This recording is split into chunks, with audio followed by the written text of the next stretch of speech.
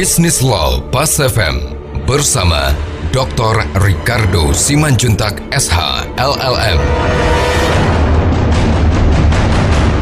Mitra bisnis, pembicaraan kita hari ini adalah tentang merger dan akuisisi. Kalau kita lihat dalam prosesnya, maka kita harus cek juga apakah perusahaan tersebut sedang berperkara atau punya potensi untuk berperkara, di mana sebagai penggugat atau tergugat, katakanlah begitu. Nah, ini biasanya merupakan satu hal akhir yang akan kita periksa di pengadilan, khususnya di domisili di mana perusahaan itu ada, ya, baik katakanlah potensi perkara perdata, pidana, atau juga misalnya kalau untuk perusahaan usaha-usaha tertentu ada dengan kepailitan gitu atau tun gitu ya. Jadi hal-hal seperti ini itu merupakan bagian-bagian yang harus diperiksa, sehingga dari proses pemeriksaan semua tadi maka diambillah satu kesimpulan bahwa memang secara finansial perusahaan ini bagaimana, sehat atau tidak. Kalaupun dia tidak sehat, kenapa dia tidak sehat, di wilayah mana dia yang akan bisa diperbaiki sebagai konsekuensi dari sinergi, ya kan? Atau katakanlah mungkin walaupun kelihatan dia punya harta baik, tapi secara hukum banyak harta bermasalah, atau mungkin tidak ada permasalahan hukum. Jadi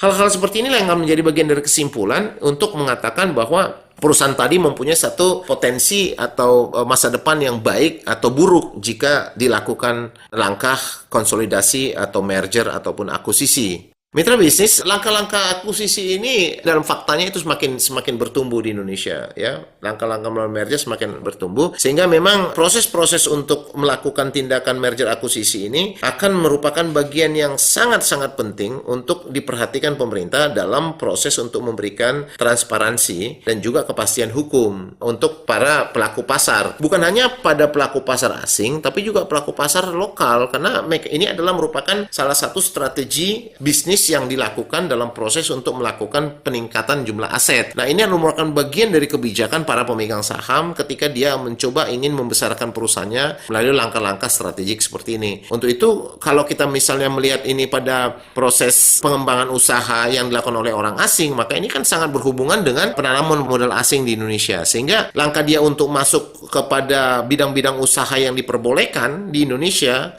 dengan cara untuk mengambil alih perusahaan yang sudah ada, gitu, atau juga dia membangun satu perusahaannya dulu kemudian dia memerge pada perusahaan lain gitu. Itu adalah merupakan bagian-bagian yang benar-benar merupakan ketentuan yang berada pada pengaturan yang jelas dan pasti. Karena kejelasan dan kepastian dan transparansi tentunya itu adalah modal utama. Kadang-kadang saya sering tidak begitu jelas ketika mendengar bahwa para investor asing sangat menginginkan status keadaan hukum Indonesia berada dalam keadaan yang pasti dan transparan gitu ya, dan artinya tidak mudah untuk didistorsi, tidak mudah untuk dikorupsi. Saya pikir itu adalah bukan hanya keinginan orang asing, ya kan, pengusaha lokal juga paling benci dengan aktivitas-aktivitas yang berhubungan dengan korupsi, aktivitas yang berhubungan dengan yang tidak profesional gitu ya. Jadi ini adalah merupakan satu sinyal yang harus semakin hari pemerintah dalam konteks otoritas yang menyiapkan Indonesia sebagai destinasi investasi ini mempersiapkan diri kalau misalnya terhadap asing melalui BKPM ini harus juga tidak sekedar hanya membangun kemudahan. Kalau kemudahan itu memang itu satu hal yang sangat diinginkan oleh pelaku usaha. Tapi yang paling mereka butuhkan adalah kepastian gitu. Kadang-kadang banyak pengusaha itu ketika kita mengundang mereka masuk ke Indonesia, kita ramahnya setengah mati gitu loh. Tapi ketika udah mereka berada di Indonesia, mereka diletakkan seperti dilepaskan ke hutan gitu ya. Nah, saya sangat gembira kalau saya lihat memang visi dari BKPM yang terus memperbaiki diri dan juga terus melihat bahwa memang proteksi ya terhadap para investor asing tentunya yang menjadi bagian dari pelayanan BKPM itu semakin hari semakin baik, walaupun memang ya kita memang harus tetap belajar, karena kalau kita lihat rating kita di Doing Business ya yang diterbitkan oleh Bank Dunia setiap tahun di 2015, walaupun kita telah mengalami peningkatan sedikit, tapi kita masih jauh berada di negara-negara ASEAN lainnya. Ya, kita paling menang cuma sama Kamboja, sama Laos gitu ya. Jadi jauh banget gitu loh. Sehingga upaya-upaya untuk meningkatkan ini, upaya mentransparankan ini harus sangat-sangat penting, dan juga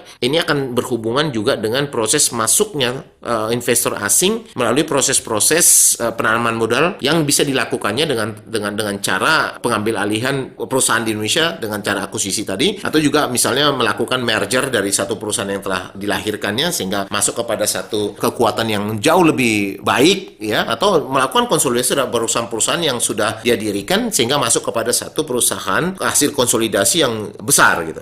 Nah, kembali ini akan masuk kepada bidang-bidang tertentu yang sangat berhubungan dengan peraturan-peraturan sehubungan dengan bidang-bidang industri atau bidang-bidang bisnis yang dipilih tadi, misalnya seperti mining gitu ya. Itu dia sudah ada ketentuan-ketentuannya, atau perbankan atau asuransi. Kalau kita lihat sekarang bagaimana banyak investor asing masuk ke perusahaan-perusahaan finance itu dengan melalui proses akuisisi. Jadi melakukan pengambil alihan terhadap perusahaan-perusahaan yang sudah ada. Mitra bisnis, demikian bahasan kita pada hari ini. Saya Ricardo Simanjuntak untuk Bisnis Law Pas FM.